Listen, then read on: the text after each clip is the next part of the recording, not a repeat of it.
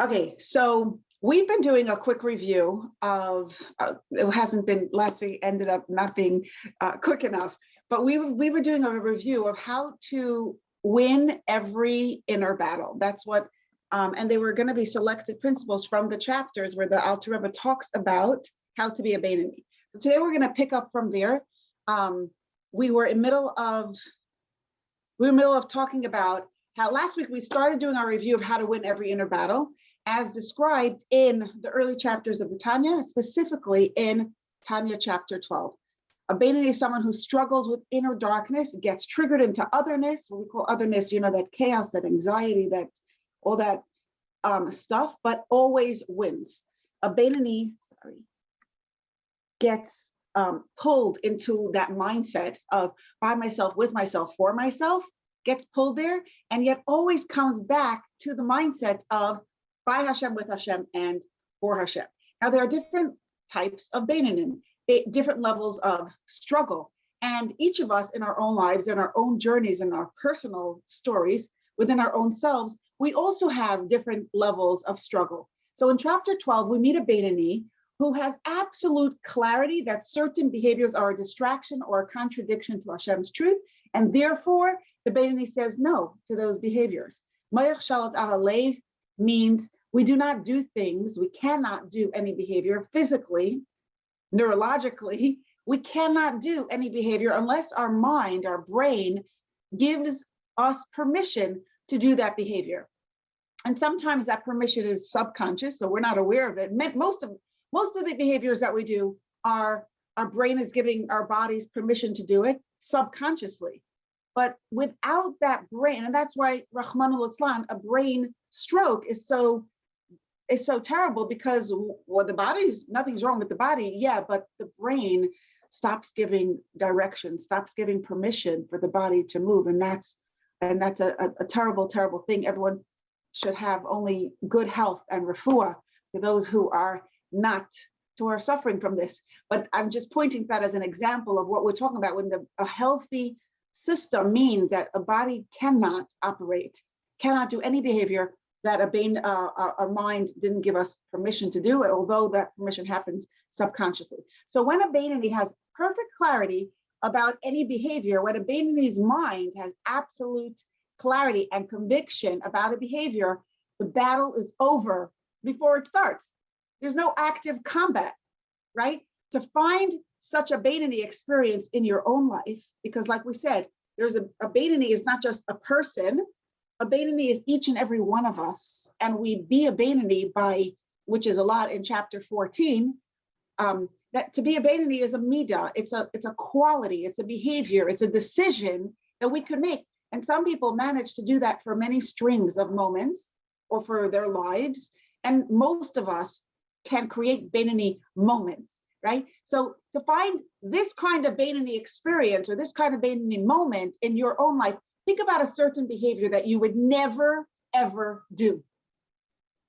Think about a behavior that is just unthinkable to you. Why would you never do it? Because it is unthinkable to you. That's why you would never do it. Most of us, for example, would never entertain the thought, chas v'shalom, of pulling the trigger on another person. We would never beat somebody up with our hands. Okay, but then when it comes to something like beating up with words, many of us, that's not completely out of our mind's radar. It's not completely, like we say in English, abgefrekt. It's not completely unthinkable, right? Bearing a grudge against another person, speaking badly about another person, gossiping, or even thinking badly about another person. Maybe we consider those kinds of behaviors to be on some level, under some circumstances, acceptable. Maybe we give it credence. Maybe we give it validity. Maybe we rationalize it in different levels. Now, the ruach at different times.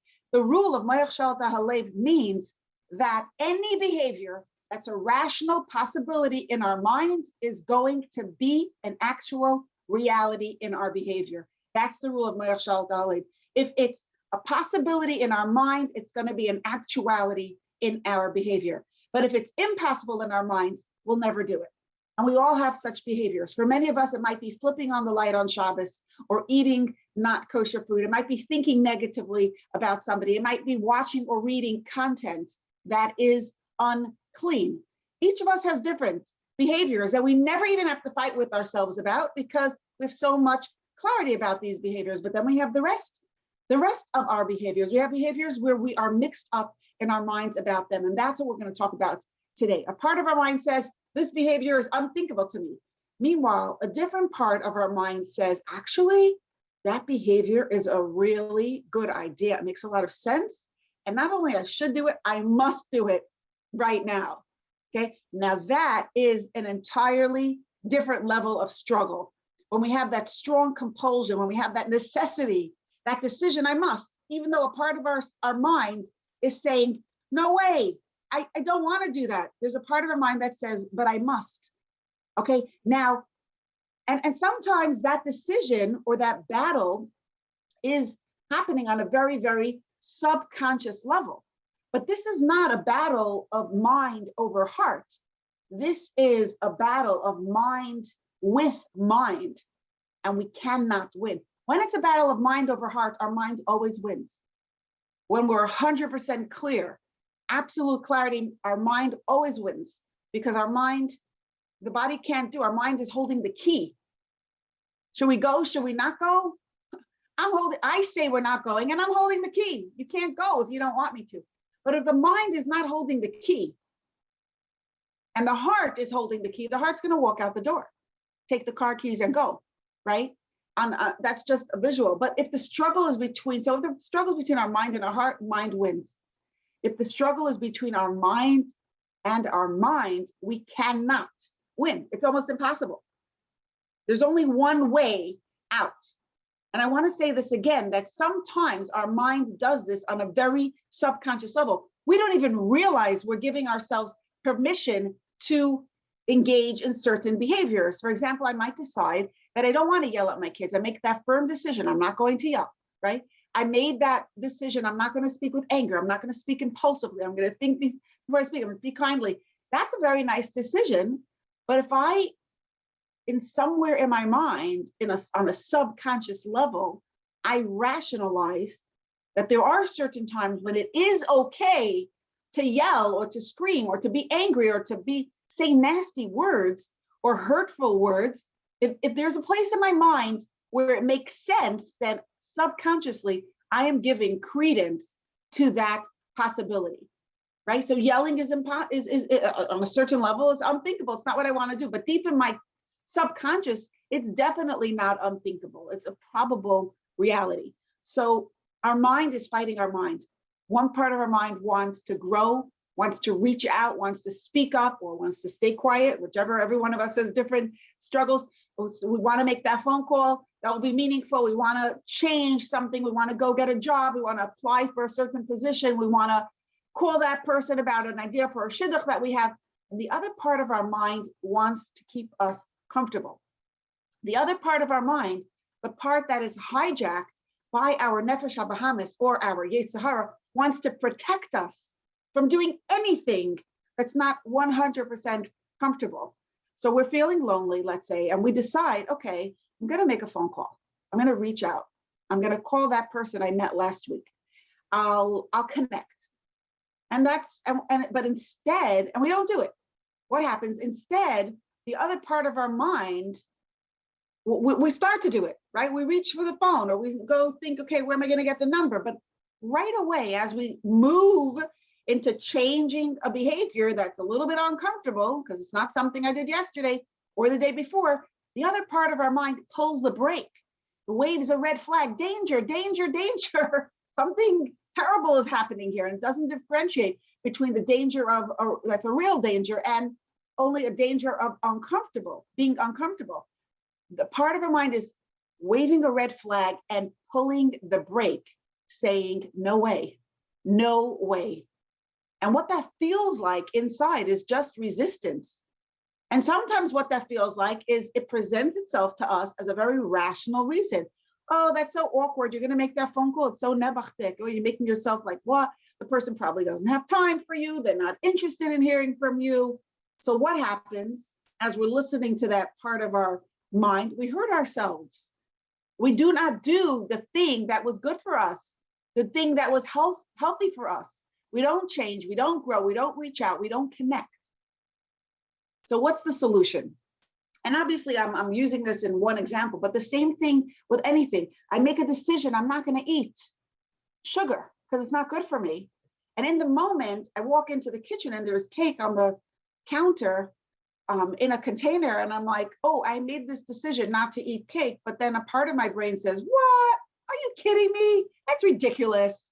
Don't be so, and the argument stops. And once we're in an argument mode, I lost because it's me against me. And it's not just that. Let's just, when our mind is fighting our mind, we cannot win. Why? Because it's not, when our mind is fighting our heart, the mind has the power because the mind is holding the key to the action. That's a natural, physical, human condition, right? But when our mind is fighting our mind, we cannot win because there's two equal forces of strength fighting against each other. And actually they're not equal really, because our nefesh habahamis, our animal self, is our default setting. Its voice is louder, it's more familiar. It sounds to us like our more rational self, like our more experienced self, like our smarter self, right? It has more influence on us. It's our default setting. In such a situation, we easily lose. So what's the solution? In chapter 13, the Alter Rebbe tells us that the solution is that it's not the boss. Our mind, this part of our, when the Yetzer Hara or our Nefesh HaBahamis hijacked our mind, it's not the boss. There's a third force that enters the room. And this third force, right? Our mind and our mind are two forces. There's a third force that enters that room. And this third force is stronger than both of our two forces combined, much stronger. And this strong force is on your team, the team of our neshama. So our neshama wins. And the Alter Rebbe quotes the Chazal who tell us, "Ilmalei HaKadosh Baruch Hu Eizrei ein yachal lai." If Hashem would not help us, we would not win. There's no way we could win the war against ourselves. The only way we could win is when Hashem helps us. And the Alter Rebbe uses beautiful language. Listen back to that chapter 13, to describe the help that Hashem gives us. It's so from a visual perspective, just visualizing that Hashem is literally standing at our side, supporting us, cheering us on, encouraging us, giving us strength. On our team, this is a super, super empowering visualization to give ourselves. This in itself is encouraging, right? Hashem is our captain, our coach, our team leader, and literally standing at our side, holding us up and supporting us. But there's something yesterday, I had an aha moment as I was nearing the end of the fast. And I was thinking about this, that we're going to be learning Tanya today.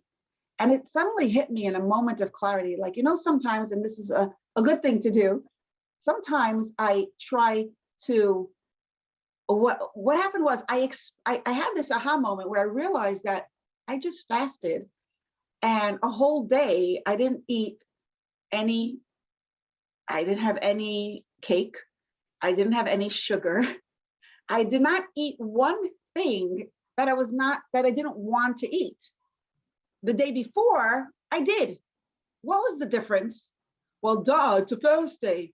But I'm like, but 1 minute, what was on a behavioral level, what was the difference? And my brain answered the same thing. Well, it's a fast day. So I creeped up into the balcony of my mind and looked down. I'm like, what is that? What was going on? What do you mean? Well, it's a fast day. And I realized that this is exactly what the Alter Rebbe is talking about in Perek Yud Gimel, in chapter 13 of Tanya. What is this? What is this? And we talked about this at length. But what it is that what happens on a fast day? On a fast day, I decide I don't even think about what to eat because I'm not eating. I don't even have a conversation with myself about it. I'm not even going down that train thought. I'm not sitting there and fighting with myself. I should eat the cake. I shouldn't eat the cake. It's a fast day. End of story, period. It's a dead end. There's no conversation. There's nobody home. My husband once imitated one of his friends who, when he would get into an argument, he would take his hat. You know, the hat has a little bent down in the middle, right? And he would turn it around crooked on his head, and it would say, "Talk to him," you know, pointing to the middle of that hat. "Talk to him." You know, like, well, who are you talking to? There's nobody home. It's the conversation. There's nobody to have that conversation with, you know. If you don't like something that Google does, who are you going to email? Who are you going to complain to? It's not. There's nobody home. You can't talk to anybody there. There's no way you could make a change. It's a boundary that will never be broken. That's when it hit me, that's the level of clarity that we have with when it comes to behaviors that we are really absolutely, you know, we're really absolutely committed to me. And I want to say something here. You know, everybody who knows me and you know the work that we do, you know that a very big part of what we do is developing self-awareness, to know what our mind's opinion is. And I really believe that you cannot fight the Yetzer Hara unless you hear what the Yetzer Hara is saying. We cannot absorb the truth of our value, of our dignity, of our worthiness, of our empowerment, of our real inner beauty without directly hearing that voice inside of our head that negates all of that, that contradicts all of that, that denies it. You can't make it true unless you hear the inner resistance that says it's a lie, right? We can't do that. But here in this situation, right? Here in this situation, I'm not negating all of that. All of that is important. But what we're learning here in chapter 13 is a specific skill that we need to use when we want to change. But a part of our mind is getting in our way. In this specific situation, we need to make this an issue where we do not have a conversation. There is nobody home to talk to about it. It's not up for discussion. We're not waiting, because what happens on a regular day? On a regular day, I think I'm gonna convince myself that I shouldn't have the sugar. So I have that conversation, and in the end, I never convince myself. I win, I lose almost all the time, right? Maybe sometimes I win, maybe sometimes I have a better argument, so I win, but it's an argument, and there's always that possibility of winning. What if I decide I'm not having that conversation? It's a decision that is not up for discussion. I'm never going to convince myself.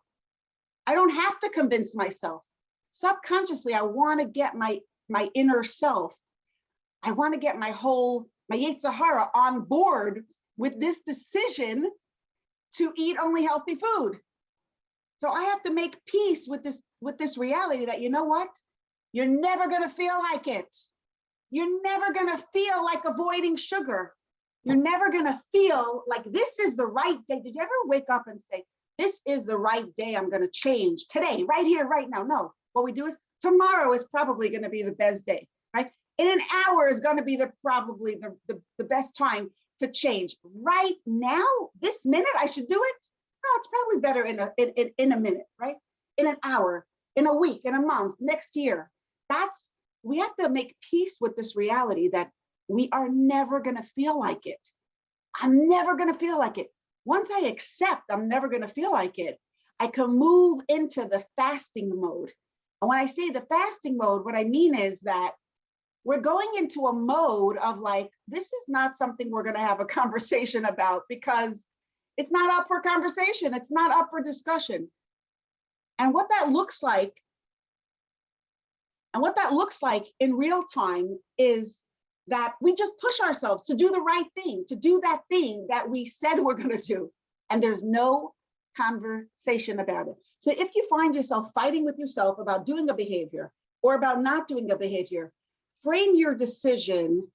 I'm not in a moment of battle, but before the battle, before the next battle, okay? Before the next battle, when you're having a quiet moment, create a quiet moment to sit down and frame your commitment, frame that decision in a neshama-oriented language, in neshama-oriented words. For example, it is unhealthy for me to eat sugar. It clouds my mind. It's destructive for me. And if it's destructive for me, it's not what Hashem wants. Hashem wants us to be healthy. Or It is unhealthy for me to watch these videos or to go onto the news websites or to read this fear-mongering stuff. It really gives me a sense of anxiety. It disconnects me from myself. It takes me away from my agenda, from my true emotional agenda. It's not good for me. It's not by Hashem, with Hashem, for Hashem. It's just not. It's not aligned with my neshama. It's a distraction from my truth and from what is good for me. Okay? Or it's unhealthy for me to get into an email or text conversation with this person in my life because I'm going to be upset. It's going to drain my energy. No good is going to come out of it, not for the other person, not for me. So clearly it's not what Hashem wants. It's not good for my neshama. It's not good. It's not healthy. It's not my neshama oriented behavior. And if it's not my neshama, it's my Yetzer Hara. If it's not clearly aligned with my neshama, it's my Yetzer Hara. It's not good for me. So what we want to do is clarify our commitment, clarify our neshama-oriented decision, and put it on paper. Write down on a piece of paper what we are committing to. The commit, and then commit, and then commit to that, and also commit to let Hashem help you do it. That means you are not in charge. That means I'm not in charge. I'm going to let Hashem be in charge. In the same way that Hashem is in charge of what I eat and what I don't eat on a fast day. See, when Hashem is in charge, it's not even up. I accepted that I'm going to follow what Hashem says on a fast day. I'm not going to eat. I accepted the halachas of Shabbos. I'm not having a conversation with myself. Maybe I should put on the light. Maybe I shouldn't. Maybe it's a good idea. No, I'm bypassing my mind. I'm bypassing that part of me that is going to argue and discuss this. I'm letting Hashem be in charge. Hashem is helping me through this because my mind against my mind, a big possibility I will lose. But if I let Hashem help me, what that looks like means I surrender to Hashem's taking charge. I surrender to Hashem's power in the same way that I keep Shabbos, in the same way that I keep kosher, in the same way that I do not eat on a fast day. It's a commitment that transcends my reason. I'm not going to have a conversation with myself about it. I'm not waiting to convince myself that turning on the light or turning off the light is a good idea. I'm never going to be convinced. It's okay. It's not about, I don't need to be convinced. It's like my father always used to say, when we wanted that banana, right? We didn't want the banana. And he would say, I don't like it in Yiddish means gleiches. But the word gleich, I don't like it, has a double meaning. It also means straight. And a banana is crooked. So my father used to say, es ist krummer heit, du gleichst es nicht, eat it crooked. And that was an expression, a guidance that he would apply to other areas of our lives. You don't have to like it, it's okay. And I say this, feeling comfortable to say this because you know that this is something we're going to apply to when our deeper self does want it. I don't like the banana, right? So I'm not going to eat it. But no, a deeper part of myself does want to eat it. I don't like waking up in the morning on time, but no, a deeper part of myself does want to wake up on time. And it's just in the moment when that part of me is screaming, no, I don't want to wake up. I don't want to. Actually, you do. You do. But we fight ourselves and we hurt ourselves. We get in our own way. Our brain becomes our enemy.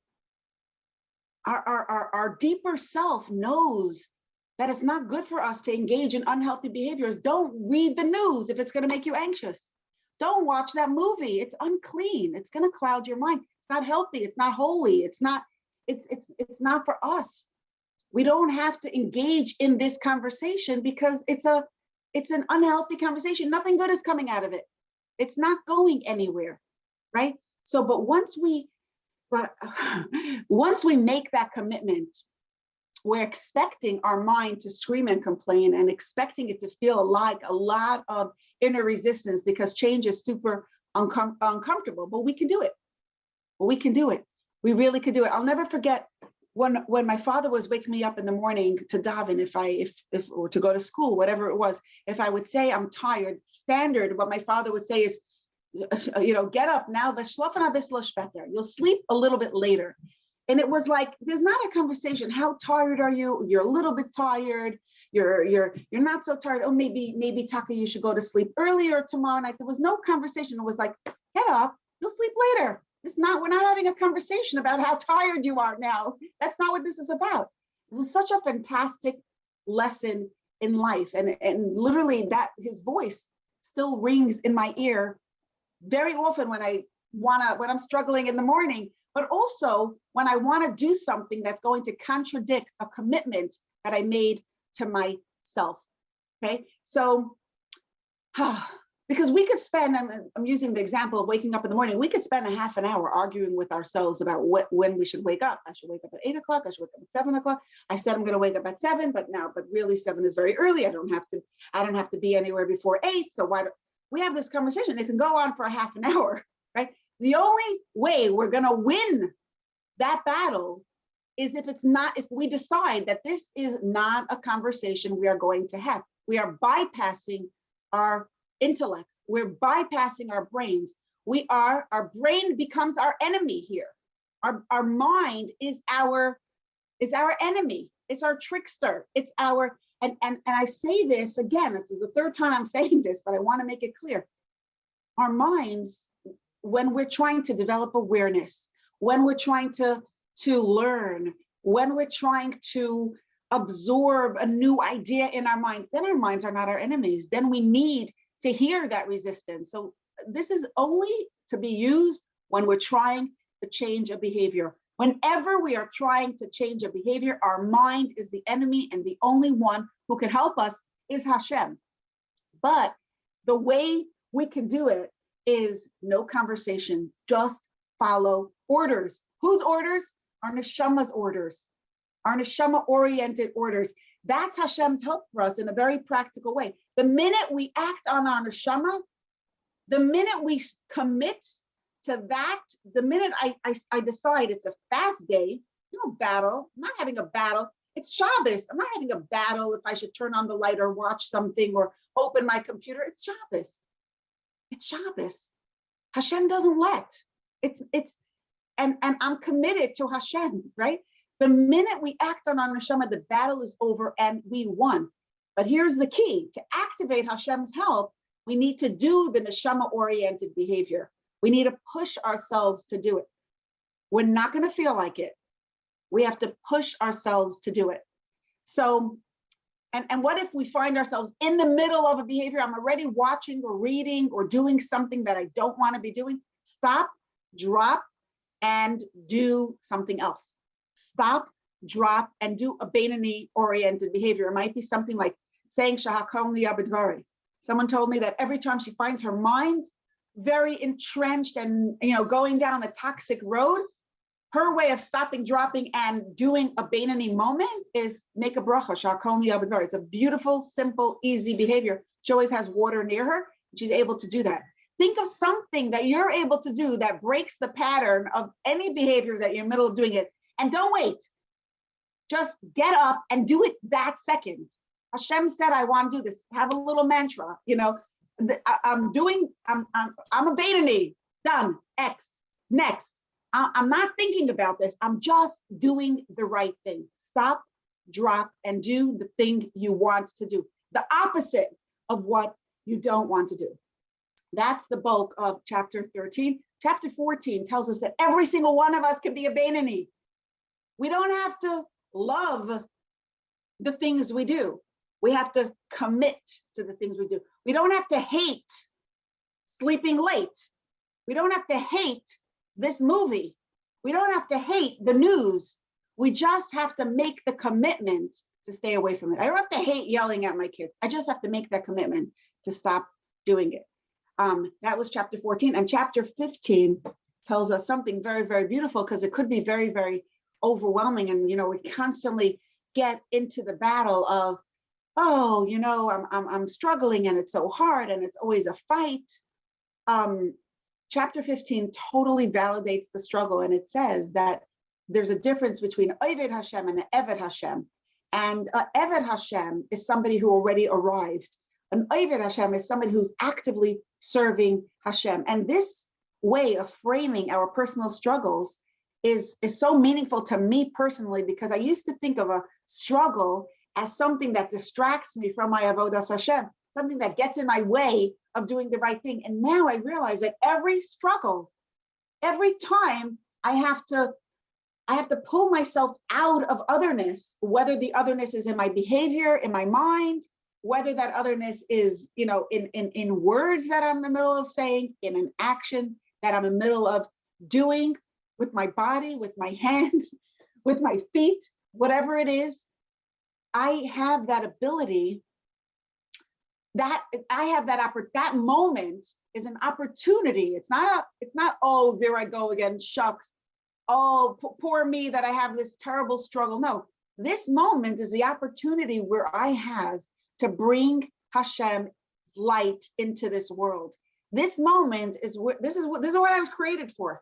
This is the moment of where I can fulfill my life's purpose on the deepest level possible. This is where I can be an Eved Hashem, and that's chapter 15. Let's open up for discussion, and then next week in Mitzvah Hashem we're going to do chapter 16 in full length, and we'll be back to regular. I just love these chapters, the ones about how to be a Beinoni in a practical way, how to change every behavior that we want to change and master our inner struggles, because they really, really, really, really work. Thank you so much for sharing that. So somebody here is sharing that in a struggle with not eating sugar, she thought of a story, is reminded of a story of the Rebbe Rayatz, which is such a beautiful story. I'm going to repeat it here. A doctor once came to visit the Rebbe Rayatz, and he did the exam. And after completing the exam, he sat down across the Rebbe Rayatz's desk to engage in a conversation. And in the exam, he had told the Rebbe Rayatz, it's not good for you to smoke. In those days, most people smoked. It was like a new thing.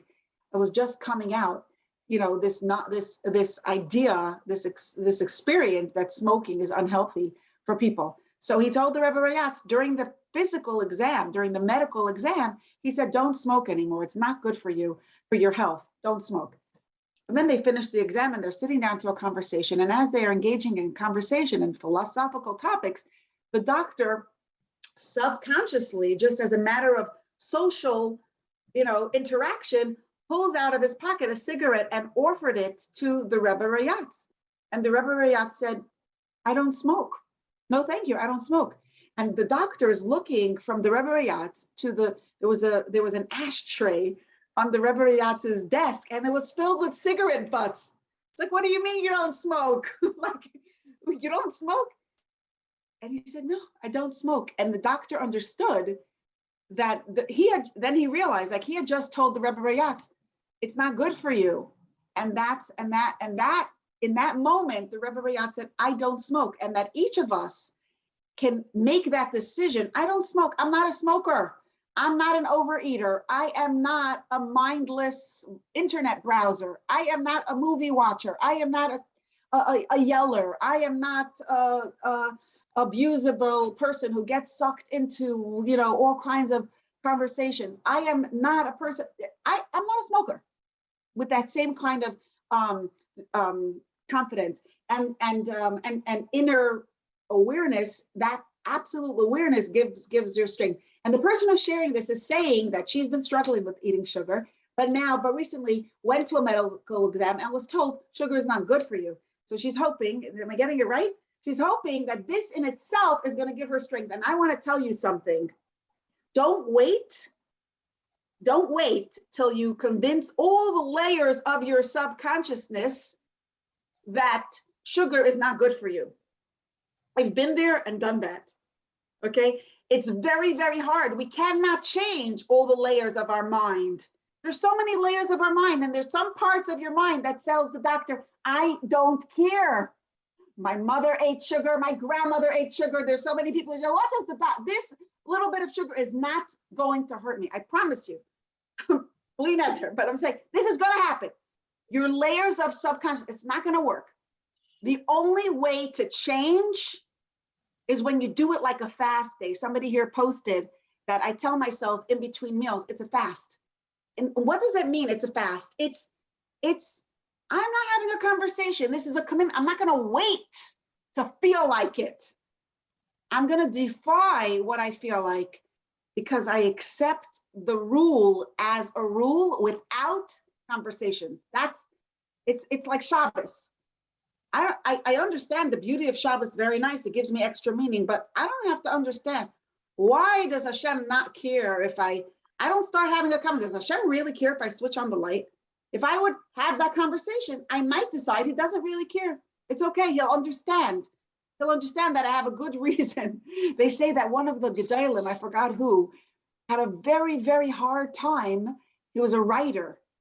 I don't remember who it was. And in the previous generation, he was a writer and he had a very hard time not writing on Shabbos. He had a very hard time. Chiddushei Torah that he had on Shabbos. He had a very hard time not writing on Shabbos, right? But it was Shabbos. He didn't have a conversation. If he would have a conversation with himself, he might have decided that it was important to write on Shabbos because they were Chiddushei Torah and it was saving a generation of people who didn't know Torah. Who knows what he could decide? Who knows? But you hear what I'm saying? There's a certain commitment that transcends logic, that bypasses our brains, because our brains, in this case, our brains are our worst enemy. And we just want to turn it off and push ourselves, just do it, no conversation. But thank you so much for sharing that. Thank you so much. That's a beautiful question. The question is, first I want to clarify before I say the question, we are talking about, all of that we just talking about was in regard to changing habits and overcoming the inner resistance to those changes or taking on new habits. Okay, so that's really the context of how we were having this conversation. But what you're asking is, when I have an inner struggle, a conflict on a regular day, this is not about changing a habit. This is just about somebody's inviting me to a gathering and I don't want to go, but they're telling me that it's important for me to go and they need me there, right? So how do I know which part of me to honor? How do I know which part of me which voice inside of me is my neshama, and which part of me is my Yetzer Hara, my Yetzer Tov, right? Which part is aligned with by Hashem, with Hashem, for Hashem, and which one is by myself, with myself, and for myself? So I think the first question to find out is to ask yourself, hey, and this is where self-awareness is very helpful. This is where you do want to get into your mind and to listen to yourself and say, hey, Shira, why don't you want to go? What's going on? What's going on? Why don't you want to go? And maybe if you're honest, not maybe, but if you're honest, you'll hear your answers. Maybe you're afraid of what that's going to be like. Maybe it's uncomfortable. Maybe that's not healthy for you. Depending on, this is the question to ask ourselves in any behavior that we want to know, is this a neshama behavior or a Yetzer Hara behavior? The question is, why do I want to do this? Not why, but what's pulling me to do this? Or what's pulling me away from doing this? What is it? What's that emotion? What's that emotion saying in my head? And I think that could give you a lot of clarity, because we don't want to act on fear unless the fear is valid. We don't want to act on unhealthy fear or an unhealthy anxiety. We don't want to do things that are meaningless and purposeless and will drain us. But I think that just asking yourself that question, what's going on? What is your inner voice saying over here? Why don't you want to go? Or why do you want, why do you think you should go? What are hearing all those voices out, I think will give you clarity. Does that help? That's a good question. So let's say I hear what I'm saying, but how do I know to trust myself? How do I know when a reason is a healthy reason or it's an unhealthy reason? I think that to practice this is a good thing to have out with friends who are on the same page as you, or a close family member who's on the same page as you in terms of doing this kind of work and striving to live in a neshama-oriented way, by Hashem, with Hashem, for Hashem, centered way, so that you could bounce off these ideas. It's so important to be part of a group. There's something so fantastic about being able to air these things out on a weekly basis and hearing other people air this out on a weekly basis with other people. It's just so important. So get a group. But in general, anything that's the signature of the Yetzer Hara is therefore pull back. Therefore, do not show up. Do not shine forth. Do not. Therefore, hide. Right.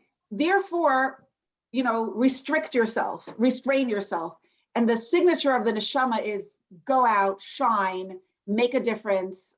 And sometimes the healthy thing is to stay away. That's how the neshama shines, by staying away, right? But in general, it's when you're free, when your soul is free to live without fear, without limitations, without fear, without judgment of yourself, without any toxicity, without any shame. I think those are the emotions that I would look for: shame, fear, and negative, disempowering labels. All of those are the signatures of the Yetzer Hara. And the neshama, by contrast, is security and courage and strength and shining forth and living on purpose. This is a great example. If it's okay with you, I'm going to share it. So what if I wake up on Friday morning and I get my kids out the door to school, and then I want to start, part of me wants to start cooking, and part of me wants to sit down and relax for 5 or 10 minutes first to recharge myself before I jump into the mad rush that I'm going to be in for the rest of the day. So how do I know which one is my neshama, which one is my Yetzer Hara? So I think it's very, I want to share that. I was speaking this morning with somebody who's an expert in autism spectrum disorder, ASD. And she told me about a certain child. I'm concerned about this child. They might be on the spectrum. And I'm like, how do you know? So she says, because I know that this was not her original expertise. And she said something very interesting. She said, the more I learn about ASD, the more easily I'm able to see when a child has it. You get it? Do you hear what I'm saying? The more I know what ASD looks like, the more I notice it in the world around me. And I think that the more we know about our neshama, the same applies to what we're talking about here. The more we know about our neshama, the more we know, more importantly, the more we know about what our nefesh habahamis are, or I'm going to use the word, our Yetzer Hara. The more we know about our Yetzer Hara, the more we can spot it when we see it. The less invisible it becomes to us. In this case, awareness and knowledge about the Yetzer Hara is power. So it's good to start noticing it. And I think the signature of the Yetzer Hara is, like we said before, shame, blame, disempowerment, and any toxic labels. If you use the tools that we just talked about a minute ago, ask yourself, what's driving me? What's going on? Why do I want to do this? What's pulling me to do this? You just gave your reason, so that makes it easy for me to see, right? What makes me, why do I want to jump into the kitchen? Because I'm supposed to be doing A, B, and C. I'm not a good enough person unless I'm doing something. And that to me sounds like ego talking. It doesn't sound like the Bittul. Bittul accepts Hashem's design of us, and Bittul accepts the reality that we do need 5-10 minutes of relaxation to charge ourselves up before we're going to sit down for, jump into the kitchen for 3, 4, 5 hours of a mad scramble, right? I think that Bittul accepts that, okay, we're human, right? And we're going to have to do that.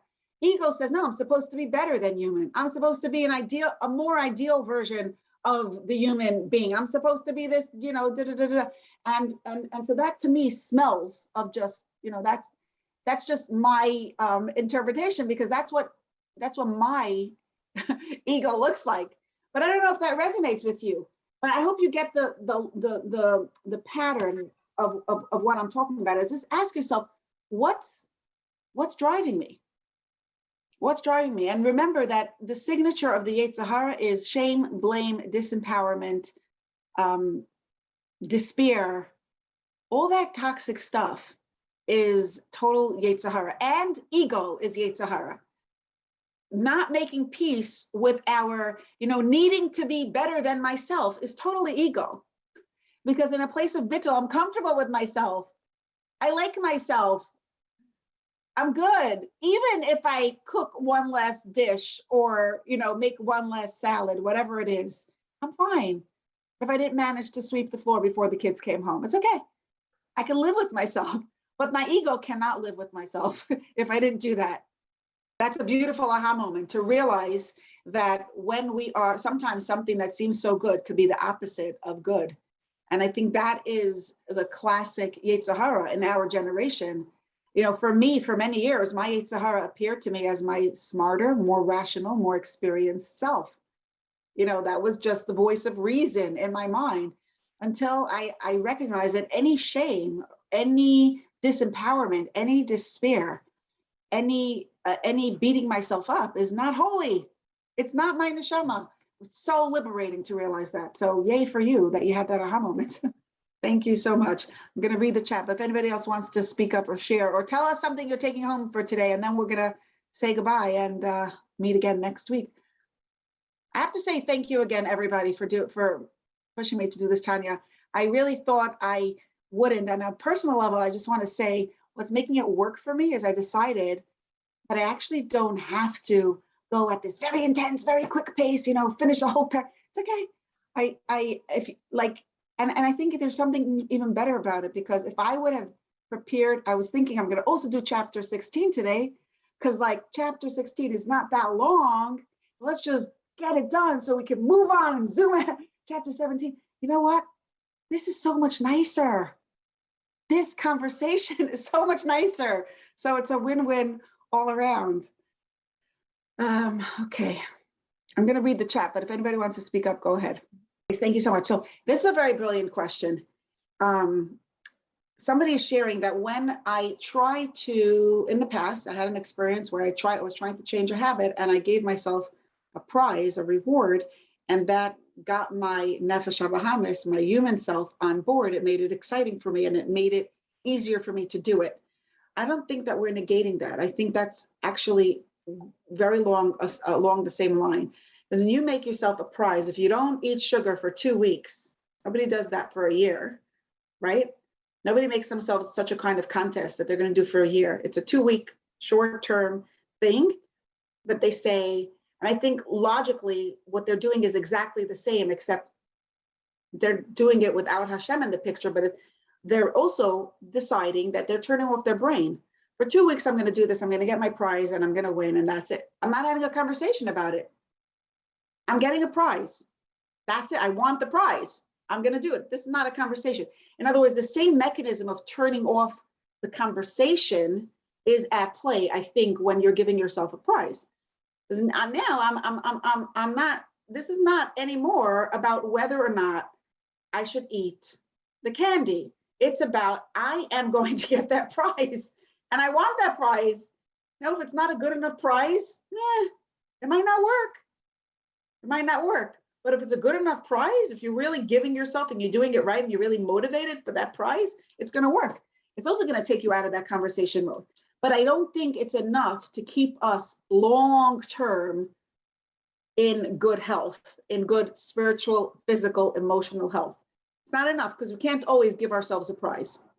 So yeah, just like, when we're raising children, sometimes, when in training for any behavior, we first give a little prize. You make it, a little candy, a little chocolate chip or something, and then we stop. And it has to the behavior itself has to be rewarding, right? So the prize ultimately is that I can do this. And how can I do it? The ultimate prize is that level of connection and that level of self that is expressed, because it's really, this is what we want. It's only that our brain mixes us up, but on a deeper, when I can do this, it's like a level of freedom. My soul is free because I surrender to Hashem, and Hashem is with me, standing at my side, encouraging me, cheering me on. And I don't do things that he doesn't want me to do. That's it. I don't even have conversations about things that he doesn't want me to do. So I think that it's a good idea It's definitely a good idea to get us started in a certain way, but long term, we need to do this as well. And then the second question was, where does the whole emotional piece come in about feeling good about changing our behavior? I don't see a contradiction. And maybe I didn't fully understand it, but a chassid once came to one of the rabbeim, I don't remember which one, and he said, I have a problem. He would travel from town to town. In those days, they didn't have email, they didn't have fax, they certainly didn't have Zoom, and they barely had notes. So what this chassid's mission in life was to travel from town to town and share the Maimarim and the Sichos that Rebbe was teaching. And his voice was the only way that the people in those towns would get to hear the Chassidus. And obviously he was a very capable teacher. He was a trusted teacher. And so people really appreciated when he came, and the Rebbe also entrusted him. But he felt very good about himself when he did this. He felt very proud of himself. He felt like, I don't know if it was proud of himself or he was worried that maybe he's going to get proud. Maybe it's going to get to his head. So he came to the Rebbe. He said, what should I do? And the Rebbe said, at civil zolfen der verin, aber Chassidus sollst du lernen. Like, don't worry, an onion should become of you. But an onion meaning many layers and layers and layers of ego. But go do what you have to do, Sometimes our ego itself is what's worried about becoming egoistic. I don't think we have to worry about feeling good in our generation. I think we have to worry about feeling too bad. Feeling good and feeling healthy and wholesome and alive and invigorated and uplifted and energized is always good. I'm not so worried about you're going to feel too good about yourself. You know what? You're going to feel too good about yourself. You're going to be nicer. Sometimes when I'm in a really happy mood, like something good happened and, something, I'm feeling good. What happens? My kids walk through the door and I hug them tighter. We could dance, with more vigor. We're nicer to people around us when we're feeling good about ourselves, right? I think, what does it lead you to do? If it leads you to do something good, it's only good. If it leads you to, to stop doing the good things that you're doing, then that's not healthy. But by the way, that's a good thing also for the people who, I don't know if they're still on, but people who spoke before, that's another very good way to know, is this my Yetzer Hara or my neshama, is to look where it's taking you. If I do, visualize this thought pattern or this behavior, and most times it's something that we already experienced in our life, so we know what's coming next. We know what usually comes next after this. We know the patterns. We know the train. We've been down this, we've been on this train before. We know what's coming next. So where's that taking me? Is that taking me closer to fulfilling my life's purpose? Is it taking me to do more mitzvahs? Is it taking me to live with more simcha, with more, to have more passion and energy to bring Mashiach closer? If it is, then that's great. If it takes us to unhealthy places, if it takes us to darkness, to despair, to loneliness, to toxicity, to disempowerment, then that's not healthy. That's not our neshama. So, and the more we realize these signs, the more quickly we're able to determine which of our kings, of the two kings, are trying to gain control of that steering wheel in our life. I'm looking forward to next week, and it's almost Shabbos. So on Wednesday, we're already allowed to say good Shabbos, because L'chun Haran, we say the Shir Shal Yom, right? So should have a good Shabbos. And I want to just say one other thing here, because it's, I know that Hashem is with us, right? Because we want to be Beinanim, and Hashem is with us, cheering us on, encouraging us. I want to say something to Hashem. This group is just so beautiful. So connected. I mean, what are we here? What are we trying to do? We're activating Hashem's presence in our lives. And I am confident, and I'm so deeply touched by your emotion, because it's like you know, when I see that, it makes me feel like Hashem is in this room, because our souls are in this room, and our souls are alive and awake, and Hashem is in this room. And since Hashem is here, I just want to bench everybody with the power of that depth that you opened up. Just want to bench that every single person should really experience revealed miracles in your life with whatever you need, everything that you daven for, everything that's even bigger than words, good health and financial abundance and shidduchim and happiness and love and joy and success and all the goodness, inner peace and courage. And we should really see revealed miracles in our personal lives and everything that we need, in everyone that we love, and in the world around us at large. It should be a happier, we should have Mashiach. That's it. Thank you, everybody.